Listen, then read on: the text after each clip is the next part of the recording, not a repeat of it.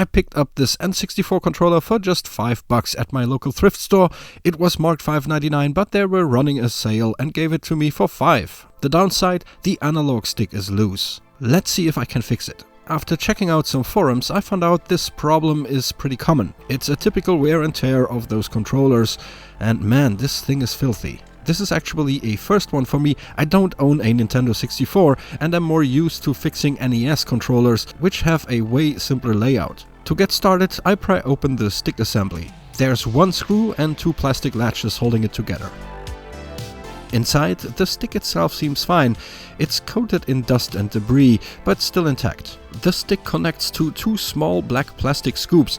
One controls left and right movement and the other up and down. A tooth gear transfers the stick position to an infrared sensor and a big spring keeps the tension. Everything looks alright, except there is a ton of white dust everywhere. From what I read, this dust comes from the little bowl where the stick pivots in. The bowl is worn down, so the knob on the stick has nothing solid to rub against. I'm going to try recoating the bowl to make it thicker. I looked around in my cave for something round with a similar diameter and found this pipette. That fits perfectly. I sanded off the seam line to smooth it out. I add a tiny drop of 2-part epoxy, spread it out evenly with the pipette's head and let it harden. While the epoxy cures, I washed all the plastic parts in soapy water and cleaned the electronics with some isopropyl alcohol. The next day, the epoxy is fully hardened. Let's check if it makes a difference. Now I can feel a little bit more resistance, but still far from perfect. To speed things up, I switch to UV resin, which hardens instantly under UV light. I add a small drop to the bowl, again smoothen it out with the pipette and cure it.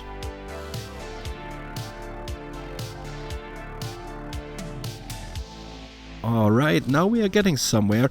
It's starting to work, even it is still a bit wobbly, so I repeat the process. Uh-oh, this time I added too much. I should have been more careful. This last layer is too thick. Time to improvise. I scrape off some sand from a piece of sandpaper, transfer it to a metal surface and burn off the binder. Using superglue on the pipette head, I dip it into the sand to make some sort of a caveman's tool. After some tedious grinding, I finally removed the excess resin.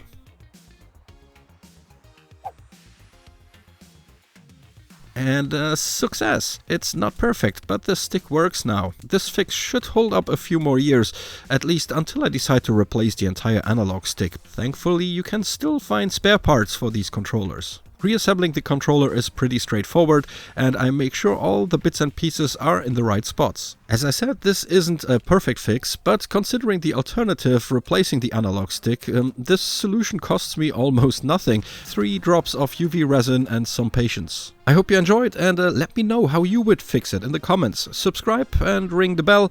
Until then, see ya!